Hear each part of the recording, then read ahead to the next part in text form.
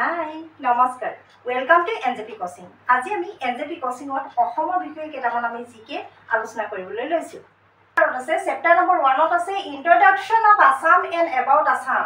আজি আমি অসমৰ বিষয়ে বা অসমৰ পৰিচয়ৰ সন্দৰ্ভত কেনেকুৱা ধৰণৰ আমাৰ ভাৰত গভৰ্ণমেণ্টৰে হওক বা অসম চৰকাৰে হওক তেনেকুৱা ধৰণৰ এক্সামিনেশ্যনত কুৱেশ্যন আহে, এই কুৱেশ্যনবিলাক আমি ডিছকাছ কৰিবলৈ লৈছোঁ।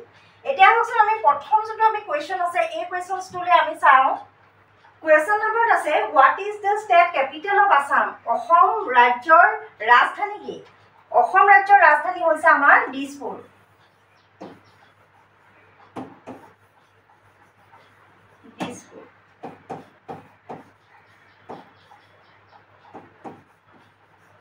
অসম ৰাজ্যৰ ৰাজধানী হৈছে দিছপুৰ। যদি আমাৰ বিশেষকৈ আমাৰ যোনখিনি গ্ৰেড 4ৰ এক্সাম আছে এই এক্সামখিনিত এনেকুৱা ধৰণৰ কুৱেশ্যন দেখা যায়। অসম ৰাজ্যৰ ৰাজধানী কি বুলি ক'লে আমি দিছপুৰৰ কথা ক'ম। কুৱেশ্যন নম্বৰ 2ত আছে what is the largest city of Assam? অসমৰ সকলোতকৈ ডাঙৰ যোনখন নগৰ সৰ্ববৃহৎ চহৰখনৰ নাম সুধিছে। অসমৰ সৰ্ববৃহৎ চহৰখনৰ নাম হৈছে গুৱাহাটী।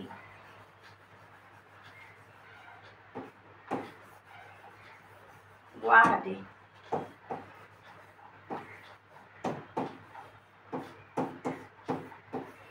অসমৰ সৰ্ববৃহৎ চহৰখনৰ নাম হৈছে গুৱাহাটী।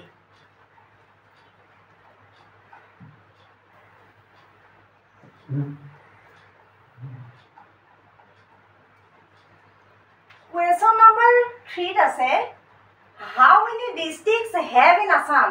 অসমত কিমানখন জিলা আছে? অসমত যেতিয়া আমাক জিলাৰ সংখ্যা সোধা হয় তেতিয়া বৰ্তমানলৈকে অসমত জিলা যদিও 33খনত ভাগ কৰা হৈছিলে তথাপিতো অসমত আমাৰ এডমিনিষ্ট্ৰেটিভ ডিভিজন হিচাপে অসমত এতিয়াও জিলা হৈছে 31খন।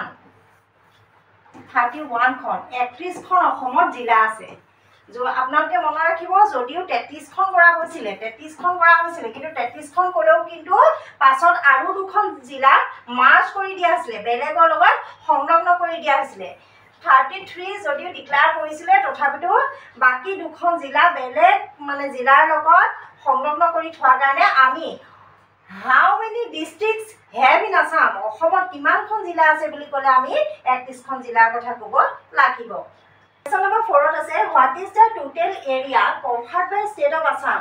অসম ৰাজ্যখনে সৰ্বমুঠ কিমানখিনি এলেকা সাঙুৰি ৰাখিছে? 78,438 স্কুৱেৰ কিলোমিটাৰ। এই স্কুৱেৰ কিলোমিটাৰটো ইয়াৰ ইউনিট হয়। যদি আমি অসমীয়াত লিখোঁ 78,438 বৰ্গ কিলোমিটাৰ।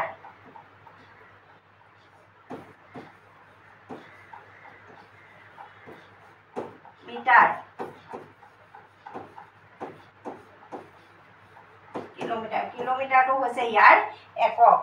অসম ৰাজ্যখনে সৰ্বমুঠ 78,438 বৰ্গ কিলোমিটাৰ অঞ্চল সাঙুৰি ৰাখিছে। নম্বৰ 5ত আছে what is the latitude that Assam state is situated? ইয়াত আমাক অসম ৰাজ্যখনৰ অক্ষাংশটো সুধিছে।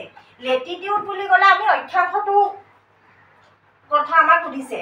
কিমান অক্ষাংশৰ পৰা কিমান আমাৰ দ্ৰাঘিমাংশলৈ আছে সেইটো সোধা নাই, অকল আমাক লেটিটিউডটো সুধিছে। যদি অসম ৰাজ্যখনৰ লেটিটিউডটো বুলি কওঁ আমি কিমান ক'ম? 24 নৰ্থ ডিগ্ৰী। নৰ্থৰ পৰা উত্তৰৰ 24 ডিগ্ৰী। 24 ডিগ্ৰী উত্তৰৰ পৰা উত্তৰ দিশৰ 24 ডিগ্ৰী। 24 ডিগ্ৰী উত্তৰৰ পৰা অসম ৰাজ্যখনৰ অক্ষাংশটো আছে। যদি আপোনালোকক সম্পূৰ্ণ ক্লাছটো লাগে তেতিয়াহ'লে আপোনালোকে আমাৰ যিটো পেইড ক্লাছ হয় আমি পেইড ক্লাছৰ ব্যৱস্থা কৰিছোঁ। কেৱল মাত্ৰ 199 টকাত আমাৰ পেইড ক্লাছৰ কথা চিন্তা কৰা হৈছে। গতিকে আপোনালোকে পেইড ক্লাছটো আপোনালোকে ল'ব পাৰে যদি আপোনালোকক সম্পূৰ্ণ ক্লাছটো লাগে। আৰু এনেকৈ আপোনালোকে এনজেপি কোচিঙক মৰম দি থাকিব, ছাবস্ক্ৰাইব কৰিব আৰু বন্ধু বৰ্গৰ মাজত শ্বেয়াৰ কৰিব। ধন্যবাদ।